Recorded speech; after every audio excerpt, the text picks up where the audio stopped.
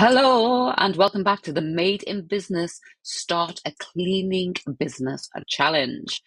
Yesterday, we spoke about the different types of business structure and the three main structures available to you starting up your cleaning journey.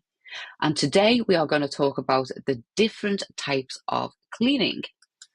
So, if I was to say to you, how many different types of cleaning do you think there are that you could set up a business and make money out of?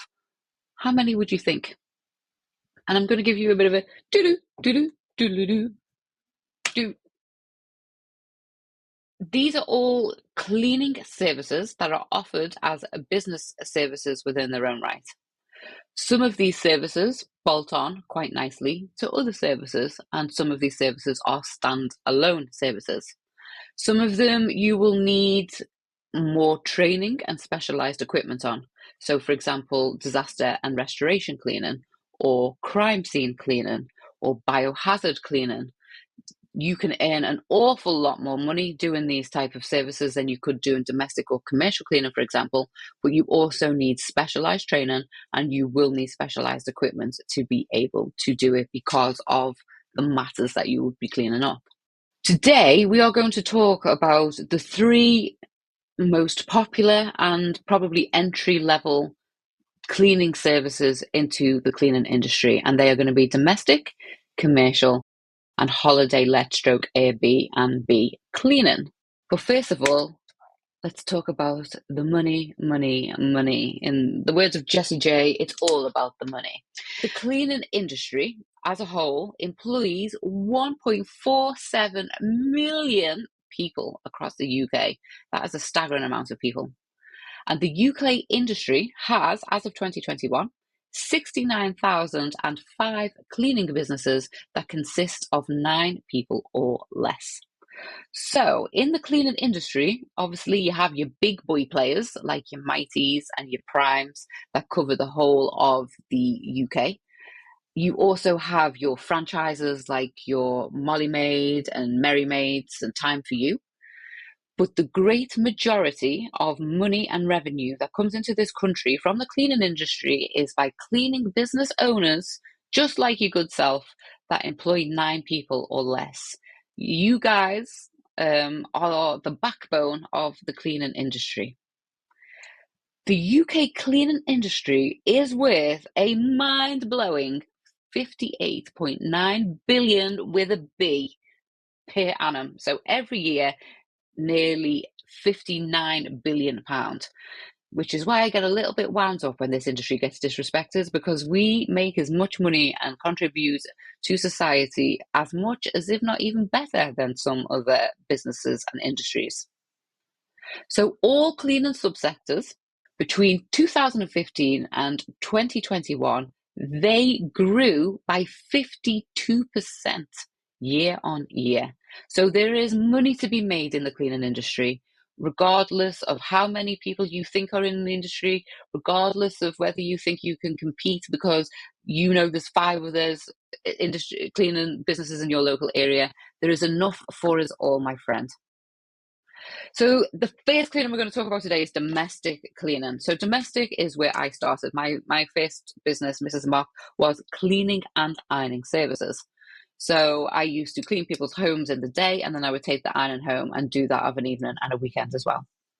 So domestic cleaning is the easiest and the lowest entry of requirements to starting, because you don't need any specialized equipment and you don't need any specialized products. You can even have the client supply the products and the cleaning equipment so that you don't have the outlay of that. There is no specialist training required, other than you need to have a good eye for detail and for little details and paying attention to detail. The other thing that you will get better at the more you do it is designing a system for how you clean a room so that you clean it effectively. So, just from my very basic training that I do with members of staff, you always start from the top to the bottom. And that applies to physical houses as well. If it's got, 2 stories or even 3, you start from the top of your house and work your way down. If you're a bungalow, you start from the back of the property and working your way to the front. And you are working in each room from the top to the bottom. So, and also I like to clean from the left to the right. So starting from the top left, you would do your high level dusting, then your head level dusting, then your medium level dusting behind radiators, bookshelves, TV units, etc., all the way down to the skirting boards. And that way you know that you have hit everything in that room, and then it's a case of vacuum mopping out. Domestic cleaning is a recession-proof business. I started my cleaning business in 2008 when there was the worldwide financial crash. I had lots of people saying to me, "You can't start a business. Now's not the right time to start a business." It was exactly the right time to start a business. And the reason why, and it would also apply to 2024 and 2025 as we're in a cost of living crisis, is the fact that people are working hard, and if not working harder, and picking up extra shifts. So the last thing they want to do when they come home is scrub their bathtub or clean their kitchen or vacuum their home. Domestic cleaning is regular work. So from a planning your money point of view, so most cleans tend to be weekly cleans, fortnightly cleans, and some cleaning providers also provide monthly cleans. So the downsides to domestic cleaning is it is low margin. So by that I mean it's low profitability. Yes, you can make profit, and yes, I will teach you in later modules how to make sure you're pricing up to be profitable.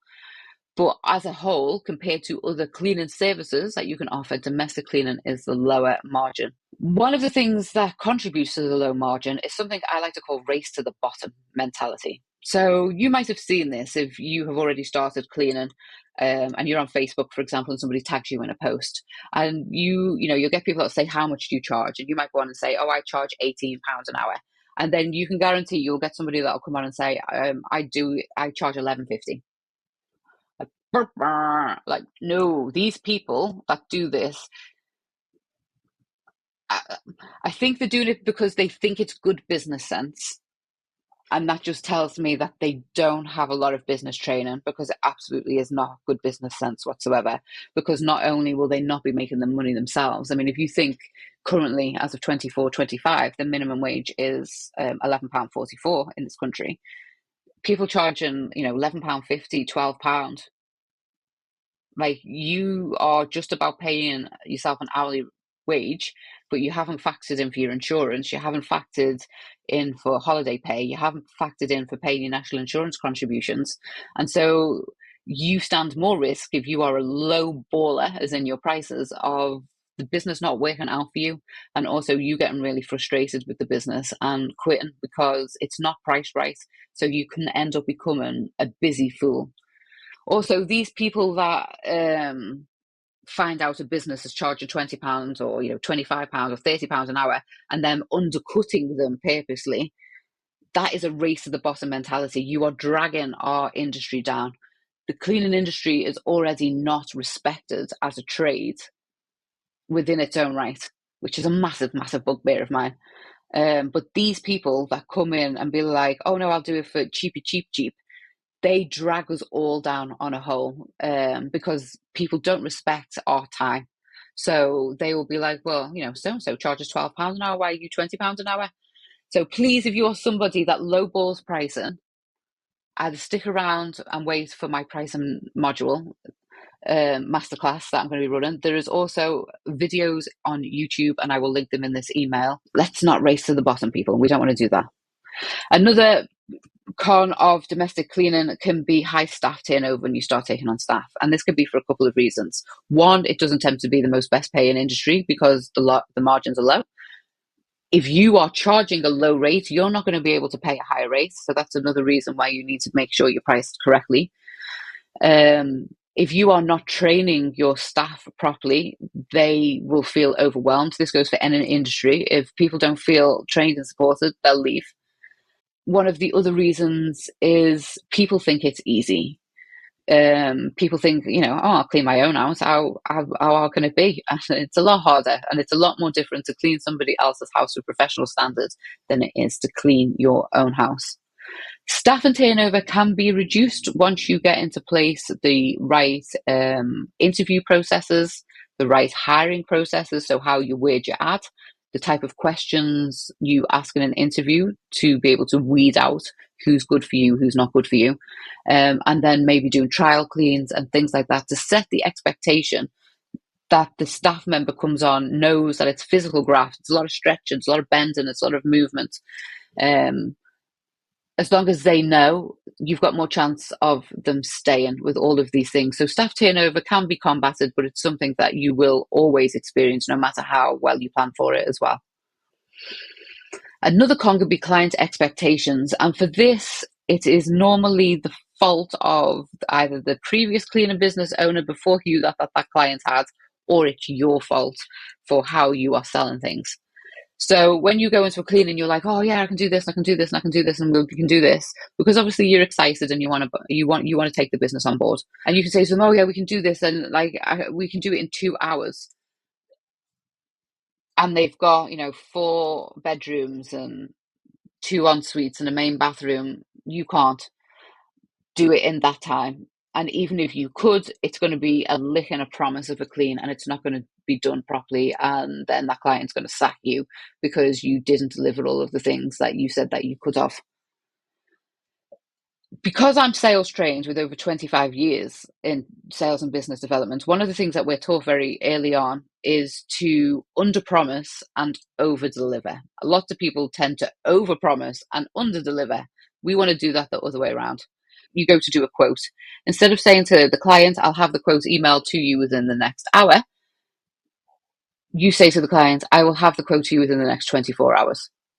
Then if you get home and you are able to do the quote within an hour, fabulous. And to the client, you look super duper because you've promised it in one time and then you've completely blown your own deadline and done it before, which is going to make you look very professional and very competent. So always remember to under promise but over deliver. Make sure you are honest. If you go into a client's bathroom and it is the most limescaly of limescaly shower screens you've ever seen in your life, don't say to the client, we'll get that off for you straight away. Say to the client, that might take 5 or 6 sessions of us cleaning your house to get that completely limescale free moving forward. If you deliver it within 2 to 3 cleans instead, then guess what? You're fabulous. And your client is going to go and tell all of their friends and their colleagues how good you are because you did it even quicker and better than you said that you could have done it yourself.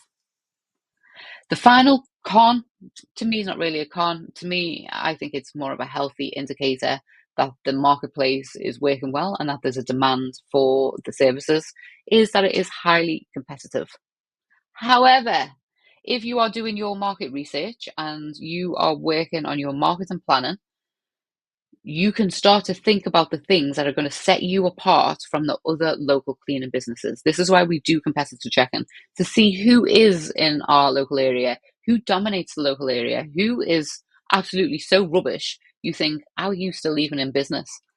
So yes, it is highly competitive, but like we said when we looked at the money, there are plenty money to go around and plenty clients to go around. Not all of us are going to chase the same clients. Not all of us are going to chase in the same areas, and not all of us are going to offer the exact same experience or service. So there are plenty business to go around all of us. So is domestic cleaning for you? So the typical charge rate's 12. See where there's an asterisk by it? Because it's too low, that's why. And if you are someone that charges £12 an hour, I want to bend you over my knee and smack your ass because you are ruining it for us all. I'm making the industry too cheap. Please stop it. All the way up to about £40 an hour, depending on the area or the service that the cleaning business offers. Running a cleaning business on the domestic side is super duper busy. My phone, my email, and my social media ping and a ring and a ding all day long. So when you run a domestic cleaning business, you are dealing with clients. You are sometimes dealing with staff. You are dealing with suppliers. You are also dealing with inquiries over social media and over the telephone. So you are somebody that must be organized and structured to run a domestic business because it's a lot of interaction. You also need to be somebody who likes people because you're going to be speaking to a lot of them on a regular basis. For domestic cleaning, you absolutely have to have And there are no exceptions to this rule. I really don't care how your business is run. I'm aware a couple, people sometimes do the odd bits and stuff, cash in hands. I pretend I don't hear things like that, but I know that it happens. But you must absolutely have insurance. For a sole trader, for one person on around, you're looking around £36 a year. It's not expensive at all. That's public liability insurance, which will take you up to £1 million, which is what you need for domestic cleaning. And it will protect you in case you break anything, damage anything, kick over cleaning supplies over somebody's carpet. There's a million things that can happen. Please cover your arse and make sure that you have insurance before you even think about cleaning at home. Startup costs for a domestic business, you're looking around £200 really. You could do it a lot cheaper. I started my business with £500. And for that, I advertised in a local paper for 8 weeks. I bought myself some uniform, I bought my insurances, and I bought all my products and cleaning equipment and things outright. The main things that you need to pay for a startup cost is one, your insurance. If you're going to supply cleaning products and things, you would need to obviously buy the cleaning products and any cleaning equipment that you supply. And then leaflets would be the other main thing I would tell you to spend your money on. Not necessarily business cards, you can get there, they can come, but it'd be more important to have leaflets to begin with for domestic. Domestic work is typically Monday to Friday and is 9 till 5 p.m. So typically you are starting clean after the homeowner has left for their own job or have gone into their home office. And most people want you off-site by the time that they come home or they are about to pop out of their home office.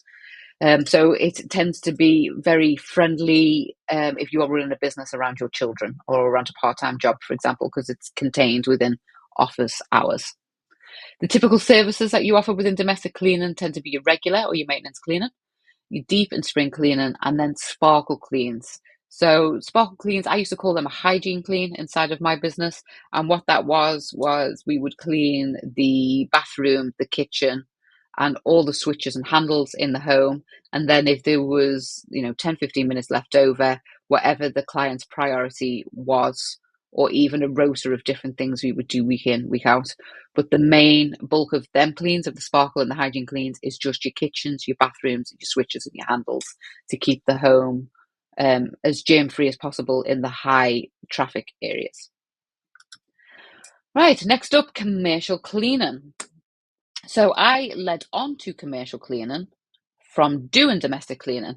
And how that happened for me was I was obviously cleaning people's homes, and they would say, oh, I own such and such a business, or I'm the MD of such and such a business, or I'm a high manager at such and such a business. Do you clean businesses as well? And of course, in the beginning, I used to just say, yes, of course I do to everything. And that's how I got into commercial cleaning. So to begin with, I never advertised for commercial cleaning. I never chased any commercial cleaning. It was just something that fell into my lap, more or less, because I was servicing people that owned businesses or people that were very high up managers within a business. They got to know me through me cleaning their home. They trusted me through me cleaning their home and the service I provided them. And then I went into their business, and then normally they recommended me then to other business owners that they knew. So I would end up taking on the houses and the businesses of most people that I serviced. It is a higher margin, so again, higher profitability, more money making to do commercial cleaning. And that's because it tends to be antisocial hours. So you can charge more of a premium because you tend to pay your staff or your subcontractors a little bit higher for commercial cleaning because with it being antisocial hours. It tends to be less busy running a commercial business compared to a domestic. And I know that sounds a bit counterintuitive because you're working with businesses, but in people's homes, they take the cleaning a lot more personally because it's their home. Like you can have people freak out and ring you because an ornament was not put back in the right place. And it's because it's their home and they notice these things. Where in an office, people, and this is not to say you can slack on your cleaning in an office, you absolutely can't. But in an office, it's a different type of cleaning. People are very concerned. Is the toilet clean? Is their bin empty? Is the reception, the foyer where people get their first impressions clean and tidy and smells fresh? And their boardroom or their meeting rooms, if they use them on a regular basis, if they're a front facing So you only really will do daytime work when you're going to do quotations with the office manager, with the facilities manager. And you may take a few phone calls about, oh, we don't need this room cleaning. Instead of doing the boardroom, please can you clean Jeff's office instead? It's probably the extent of it. But other than that, it doesn't tend to be as busy than a domestic. It is very recession proof to do commercial cleaning because the businesses still want their people coming in, and the cleaner their business, the less sickness, not only just in COVID-19, but your normal colds and flus and things that will take over a lot of cleaning days in the winter, you can eliminate with regular cleaning. There's less client expectation. And again, this is because it's not their private house. They want it to be clean and hygienic, but they tend to not micromanage the cleaning like people sometimes can in the domestic area. And again, it's regular work. So with commercial, you tend to be doing daily cleans, weekly cleans, or fortnightly. It's not very often you do monthly. When I used to do monthly within my commercial clients, that would be more to deep clean an area rather than it being a standalone monthly clean. The cons of commercial cleaning are it is unsociable hours. So it tends to start from 4:30 in the morning, so about 8:30 in the morning, and then of an evening from 5:30, 6 o'clock till 8, 9, 10 o'clock at night, because most cleaning of commercial properties tends to be done before the workers come in or after the workers have left. Sometimes, and I've had a few of them, we've gone in the day. I normally try to train a client out of that. They normally do that because they've had a bad experience with another commercial cleaning company. But I try to get them out of that as soon as possible, just because it's hard to manage, and it's difficult for your cleaner to try and clean around people when they're there and working. Like, you can't really clean the desks properly, or go out with the vacuum. There are more legalities and paperwork because you are in a professional environment. There's also a greater outlay on products and equipment, as they tend to be per contract. So when we did domestic cleaning, we had our startup cost for the whole of the business. In commercial cleaning, you will have startup costs which are for the whole of the business, such as your leaflets and your business cards and whatnot, but also you will have costs that are per contract. So when you buy cleaning supplies, and if you've got a vacuum, for example, that tends to stay on site for a commercial clean. You don't carry your stuff from site to site to site with commercial cleaning. You will have a price per contract outlay rather than over the whole job. The final thing to think about with commercial cleaning is it's got a more complicated sales and marketing route. So domestic cleaning, people tend to find you from word of mouth. Ideally, that's what we want people finding you from. Your leaflets or social media tend to be the main three things you've been recommended to them, or tagged in a post. On commercial cleaning, businesses already tend to have a cleaning company in place, and they tend to be on yearly contracts at a minimum. So if you ring up, Widgets Limited, and they say, oh yeah, we do ABC cleaning. Okay, that's cool, Mr. Widget. When does that contract come up? Oh, it comes up in July. Oh, thank you. Is it okay if I keep in touch with you over the next couple of months? And then what I would do is I would give a call every now and again, but definitely making sure that my communication with them started to ramp up as we go towards July. So I'd start contacting them in June, because I want the opportunity to be able to quote for their work to go against ABC cleaning. Like, even if they were very happy with ABC cleaning, I would say to them, would it be okay if I come and did you a quote just to compare, and also so you've got a plan B? And most people will, allow you. You can say to them, I can save you money, or my staff are trained in this way, this way, and this way that perhaps your competitors aren't, which you will know because you've done competitor training, which we're going to do tomorrow. It takes more calls, it takes more patience and more perseverance to break the commercial market. But again, if you can break it through your domestic clients, that will start to build up your commercial base without you even having to try. And then once you've got commercial clients, you can get testimonials and references from them commercial clients that will then help you get into other commercial clients. Is commercial cleaning for you? So again, the typical charge rates, 15 to around £75 an hour.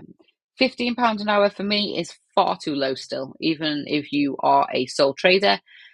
For commercial cleaning, you want to be charging at least £20, even £25 an hour, depending on the areas, depending on the type of business and the duties it is that you have to do. When you are doing commercial cleaning, it's a lot of interactions with people at different professional levels. So you will be speaking to office managers, directors, CEOs, freelancers, receptionists, your cleaning staff, the suppliers, lots of people at all different types of levels. So your verbal and your written skills really need to be of a certain level to be able to be understood clearly by the people listening to you or reading your quotes. Insurance, if you are going to, again, please do not clean anybody's home or office without insurance.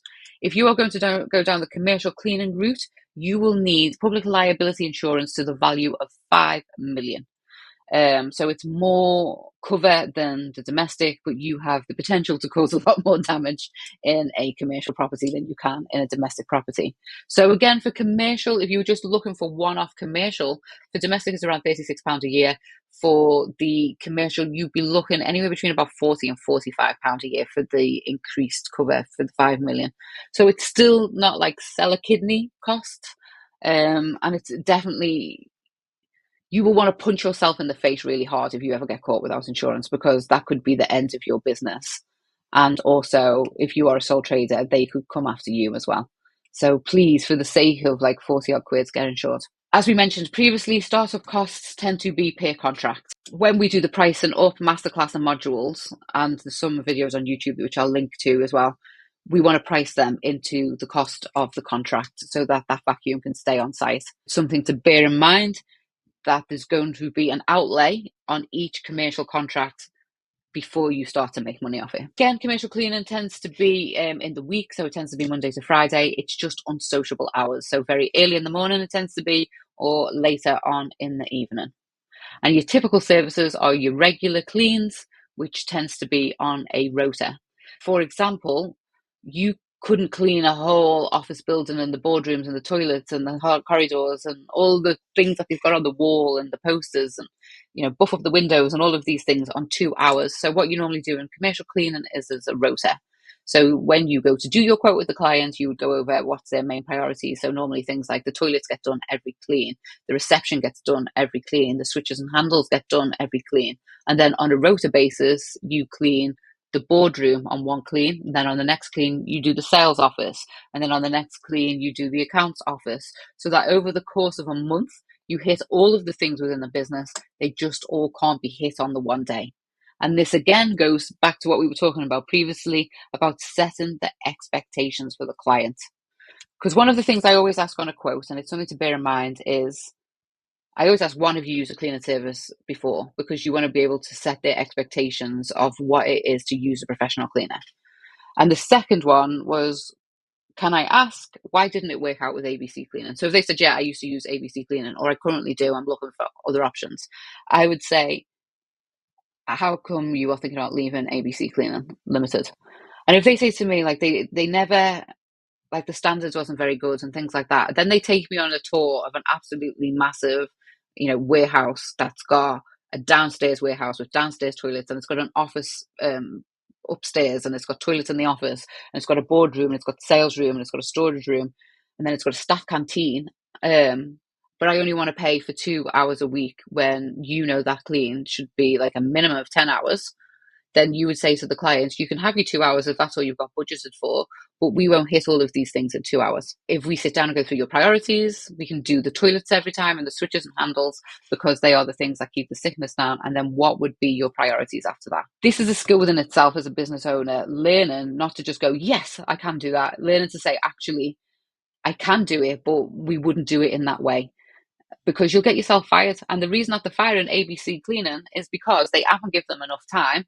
ABC Cleaning's running around the factory unit like trying to get it all done, not being able to do it properly because all they can do is a lick and a promise as the Speedy Gonzalian through rooms. For yourself and for the client, set the expectations of what can be achieved on a regular cleaning with a rota. Occasionally you'll do deep cleaning, but like I said before, with my clients, I used to do the deep cleaning of, so if you're doing things on a rota, I would then say once a month we will come in and do a deep clean on the boardroom, and then the next month we would do the deep clean on the sales floor, and then the next month the deep clean would be on the stairs and the hallways, for example, so on and so on. Okie dokie. Last but not least, holiday let and Airbnb cleaning. So Airbnb cleaning is quite new over the past 5 to 8 years or so. I've seen more of it, definitely. And holiday let cleaning I've always done in some capacity or another because I live in Shropshire and there's lots of beautiful holiday places. Higher margin service, and especially if you're offering what is called a turnkey solution. So a turnkey solution means you manage everything from the beginning of the process to the end of the process.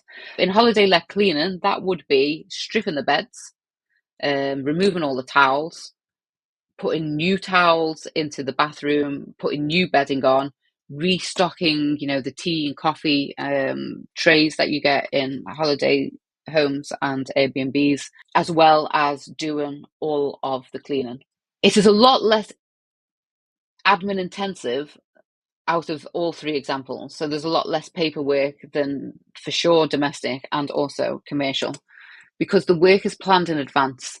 So when you go to do your quote, you would look round the facilities, you would go over, do you need to do the bedding? Are you washing the bedding and ironing the bedding, or do you have to drop that off at a certain place, or does it have to be put in a certain area to be collected? What the cleaning entails, and then you would create checklists for that clean to make sure all of those things are hit. And then other than that, your client tends to give you either a month in advance or 3 months in advance, sometimes even the whole season of these are what we've already got booked in, and then they would contact you for any ad hoc bookings. So you can get really organized with holiday let cleanings. And also they tend to be of a weekend or an evening, so they can even be a nice bolt on to an existing domestic service, because you would be looking for that level of cleaning, the attention to detail and above on a holiday let clean, because most holiday lets have a sign-in guest book, and the client wants that to be filled with how they had a lovely stay, like not that there was cobwebs or there was a stain in the toilet, or you couldn't even see through the shower screen, it was that lime scaly. So it's very important that the service and the attention to detail is very good. It is a growing sector and it's on the rise. One of the things that I do in my business is I worked alongside another business, which was an Airbnb management. So I partnered with a lady. She dealt with all the Airbnb people and I just dealt with her. So I would go and clean all of her different properties for her different clients. But she was just my main point of contact. Marketing strategy, you definitely need one, and to make sure you're hitting the right places and doing the right messages in your markets, because holiday let cleaning it's a niche within a niche, really. The bad things about holiday let cleaning is it is weekend, evening or early morning. Holiday let also tends to be seasonal or spasmodic. So the holiday season in most places, like for caravan parks and stuff, for example, if you think about that, they tend to be from March till October. I mean, you will get some Airbnbs, for example, in Shropshire, that will be all year round, because people come all year round to go to the Ironbridge museums and to visit our beautiful historic area. It may require bolt-ons, such as your washing and your ironing and things of bed linens. This is something that if you are not the best ironer in the world, or you don't feel competent to, do that to a professional standard, you could also find out what other people charge that do offer that service and maybe back it onto them. It's very high expectations and standards. This is somebody's holiday. So you know yourself, you wouldn't be happy if you went on holiday and you got there and your caravan or your holiday cabin or your hotel room was dirty, or there was marks on the toilet or things, especially when you've saved all year and you've looked forward to it. That's how I always try to run my business. I always think, like, how would I feel if this was my home, my holiday? How would I feel if this was my office that was being cleaned this way?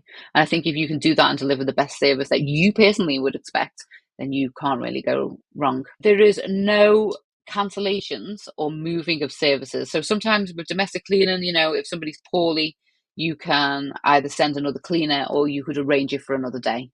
With commercial cleaning, you can get away with that to an extent, but also, again, you want to be trying to stay consistent with the cleaning. But with my commercial cleans and my holiday let cleans, I always like to have a plan B anyway, just because humans get sick, the kids can get sick, their budgie can die. So I think, a girl should always have a plan B regardless. So is holiday let cleaning for you? So the typical charge rate is between 20 and £60 an hour. It is minimal people interaction, so it's nice and quiet. If you are the type of cleaner that likes to pop in your headphones and listen to an audiobook or listen to music, this type of cleaning is going to suit you down to the ground. It's something that you can get on and do because there's normally nobody else around. So public liability insurance is the same as commercial, and it must be to 5 million. Startup costs, again, from the cheaper side, you're looking at around £200 upwards. So this would be for things like running ads on social media targeted towards Airbnb and Airbnb management places. Leaflets don't really help in this situation because the holiday let will be run by somebody else, so it's not like somewhere you can turn up and try to canvas. Typically, it is all week long, so it's Monday to Sunday. It can be 7 days a week, early mornings, late evenings, or weekend changeovers. And the typical services is full reset and changeover of the room and the apartment for the next guest. So, the beds, the bins, the cleaning, everything. So it's all tickety-boo for when the next guests come. They were the 3 different types of cleaning. What are you thinking about offering in your cleaning business? Are you already offering some services in your cleaning business? Are you finding them easy to operate? Are you finding them quite difficult? Are you finding them easy to bring on new clients? Are you crying into your pillow because you can't find enough clients? Anything that you can think of, if you've got any questions to do with today's topic about the different types of cleaning, please email me at hello@maidenbusiness.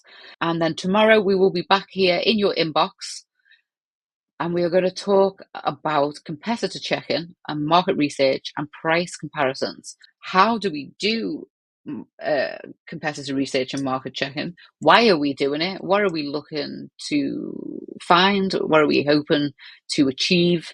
We are going to go all over that tomorrow. So any questions, please come to me in the email. If not, I will be in your inbox tomorrow. See you then. Bye-bye.